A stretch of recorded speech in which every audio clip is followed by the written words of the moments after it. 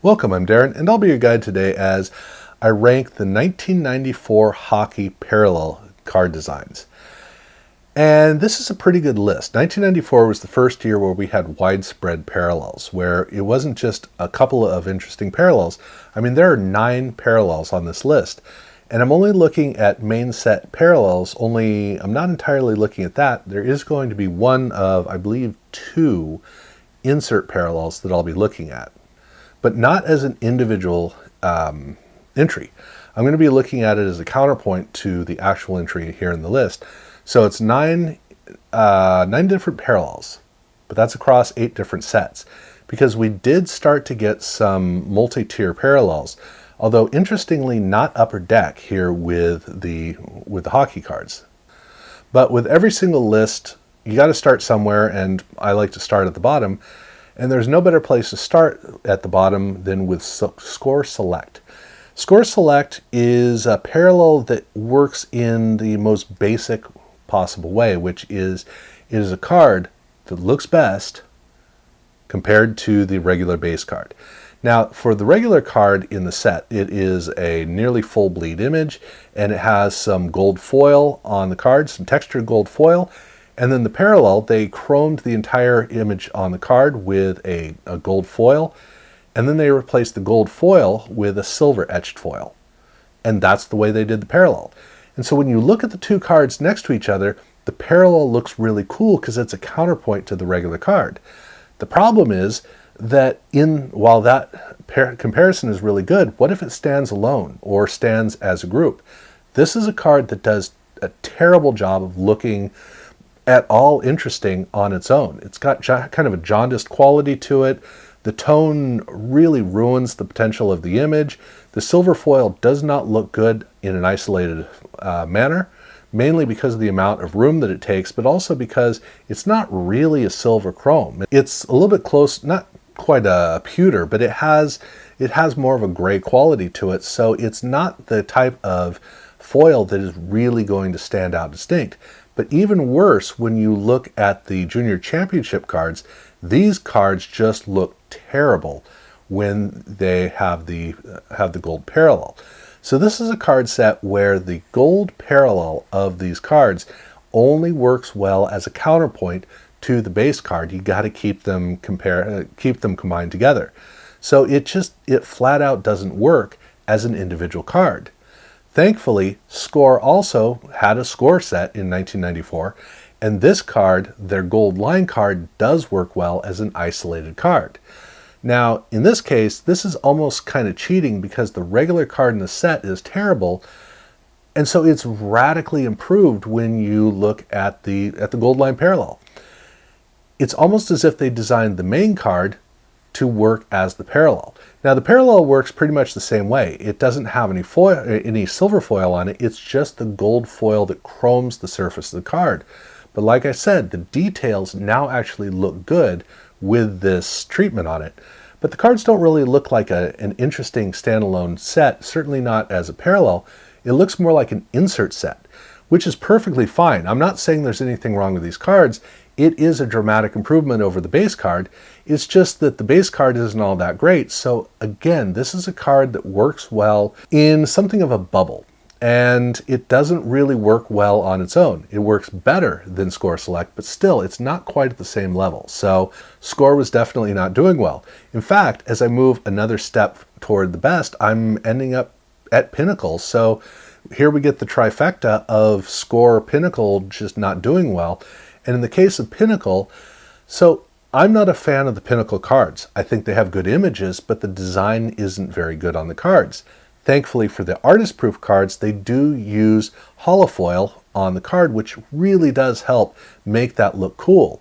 So now this is a case of an image with a lousy design that has a cool effect to it, and that's about all there is to it. In fact, the only reason I have this ahead of Gold Line is the fact that the card overall, the image looks really good, and there is a fun exotic quality to the holofoil. That's why it stands better than Gold Line.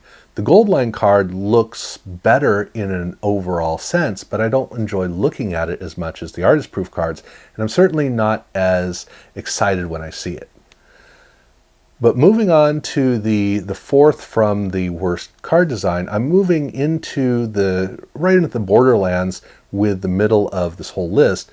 And so this still not a very good card is Parkhurst. And in the case of the Parkhurst Gold Parallels, this is a card that I had one of these cards for a while and didn't even realize it was a parallel, because there's nothing distinctive about it. Okay, it's got gold foil. Great. All right, and it also has the Parky text on it. But then with the Parky text, that could very easily be a subset if you don't know any better. This is a card you're going to know that it is a parallel because you know that it's a parallel. But if you don't know it's a parallel, you're out of luck. This is a card that's not going to stand out and seem like a parallel. You got to know that it's there. It does look nice. I actually do think that it's one of the better looking parallels, again, within the space of what it's there to do. But if there's a card that, if you're in a card shop and you look at it and you don't even realize it's a parallel, that's not a good foundation to work off of. So that's why I have it here just past, or just under halfway and just out of the top 5. But when I get to the top 5, I really don't think that the Topps card is a top 5 as much as I think there's a top 4, a bottom 4, and this is just kind of in the middle. And isn't Topps the right card to be just kind of in the middle? For these cards, I gotta hand it to them. In 1994, they had different designs for just about every single release. And in both football and in hockey, they had a holofoil that was ghosted over the card. In football, it was done in a pretty ham-fisted way. But in hockey, they have a really, not really intricate, but they have a really complex and subtle, interesting quality to how it's laid out on the card. And then, of course, all of the gold foil gets replaced with holofoil for the text and the logo, which is awesome. But this is a card where, as you look at it, you get to see something really cool in the card. But you got to get the light right. This is another card where if the light doesn't hit you right, you don't even know that it's a parallel. And even when you see the spectral effect, the card still looks like a Topps card. I would love to put Parkhurst here and bump Topps back because I like the way the Parkhurst cards look. But the effect on the Topps card is what gives it the edge and puts it here into the middle area. But it keeps it out of the top 4. And so when we move into the top 4, we move on to SP. And with SP, this is one of the rare cases where a parallel is die cut. And I don't know why it's so rare, but it wasn't until I was working on this video that it dawned on me that, yeah, it's been very, very rare that it's been done. And granted, if you look at the baseball and the football and the basketball SP parallels for 1994, you can see why it's not done very often, because they're not just symmetrical, but they don't really work with the card, especially the card design. Because the card design, there are 2 different designs they use, but in both cases, it's all on the side. That's where the design is. And if you do a symmetrical top, it doesn't make sense. But here, they put it on the right side. They counterpointed the design of the gold foil for the hockey set with the design work on the opposite side, giving a good balance. It's kind of difficult when you're doing binders and you double up cards, but that's okay. I can live with that because otherwise this card actually looks really good. And the die cutting, as simple as it is intriguing. It makes the card look more special. And even better than that, what about the insert set in this release? They also have a die cut version of that, which is a symmetrical card, so they die cut both sides of the card. And here we're looking at a card that is not necessarily a better looking card as much as it's a card that looks like it is a more special and more valuable card. So for SP, they really did nail a great approach to these cards with die cutting, which they didn't do in any of the other 3 sets. So kudos to them. But I gotta say that I really do like spectral effects if you can pull it off. So that's why I have at number 3, Topps Finest. Now, the Topps Finest refractors have always been difficult for me because I love the effect. It's just that they rarely have made a Topps card that actually capitalizes on the refractor parallel. One of the rare exceptions to that is with hockey in 1994 because they textured the background behind the player, which I'm not a fan of. I don't think that the Finest cards look very good. It's intriguing, but it doesn't look very good until you get the refractor going. And now this is great. But look, you didn't have to put that on the main cards. You could leave that off and then just add it for the refractor cards. That would have been a lot better. Because with the refractor cards, once you get all those lines and you get all of that intricacy behind the player that is not like Dufek's intricacy, it's very ham-fisted in terms of how it's laid out is not delicate at all. It's not special, but it looks really impressive with the refractor. So the way that that comes across is great. And that's the thing I like about it is when I look at these cards, I go, why didn't they do something like this more often? And they would do a little bit more of this in years to come, but here by 1994, this was very rare. So I like that at least here with these cards, it comes through. But at number 2, I'm moving on to a card that is, I just love looking at, which is the Upper Deck Electric Ice card. And this is a case where Upper Deck did not do a silver parallel for their hockey cards. They only did the gold holofoil, the electric ice.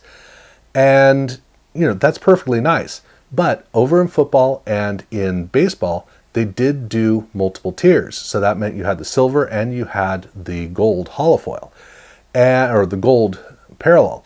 And so it was nice to always get a card in packs. Yes, it would be only one per box to get the gold card, but the gold card was an amazing reward from that. Now for me, I don't mind that it was only the one per box because they did actually have inserts in their in each one of the packs, and so they didn't need to have this here. But also, I feel I like this because over in basketball, they didn't even bother with the parallel set. They just allowed the SE set and its parallel to pull that function. And I've never liked that SE, the 1994 SE cards in the Upper Deck pack. So I'm so glad that where they had an SP set as an insert set, which also had a parallel, I'm not looking at that, they also had this one per box gold electric ice parallel, which looks so amazing. And this looks exactly like that one per box reward that you would get. And I admit, I've also been pretty lucky with some of the cards I've been able to get from this set. So I'm also very optimistic. But here's the thing. It's a gorgeous card. And I think that hockey was where this design met its ultimate height. And when you add that speckled gold holofoil, it just makes it so much more impressive. That's what I love about it. Now, not quite enough to put it at number 1, but it's tough to keep it out of number 1. Tough until you consider that number 1 is the Pinnacle Rink Collection cards, or the Dufek's cards. And I mean, dude, just come on. Come on. Now, this is not quite as special as you would see in baseball and football.